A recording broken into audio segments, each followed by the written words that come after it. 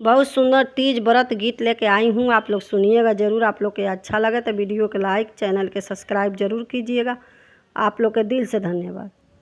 निर्जल हो के कैनी तीज के परबिया हो, निर्जल हो के कैनी तीज के परबिया हो, पूजिले चरनिया तोहार ए भोले बाबा, पूजिले चरनिया तोहार ए भोले बाबा।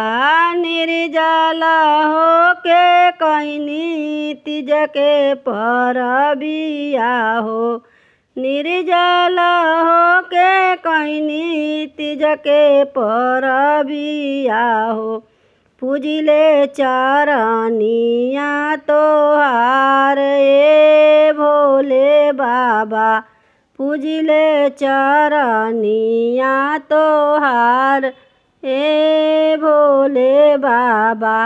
चमकेला से नूरा हमारे भोले बाबा, चमकेला से नूरा हमारे भोले बाबा, चमकेला से नूरा हमारे भोले बाबा।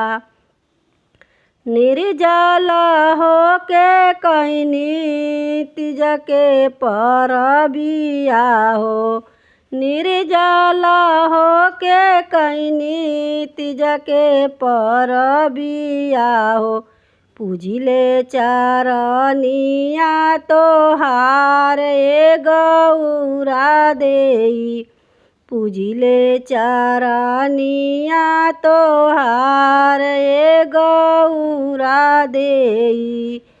चमकेला सोर हो सिंहार ए गौरा देई, चमकेला सोर हो सिंहार ए गौरा देई, चमकेला सोर हो सिंगार ए गौरा देई।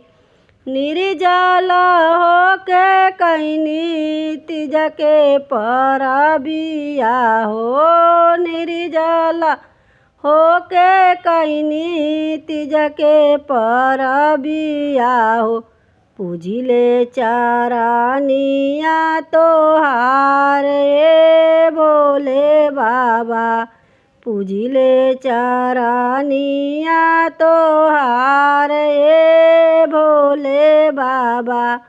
चमकेला से नूरा हमारे भोले बाबा, चमकेला से नूरा हमारे भोले बाबा।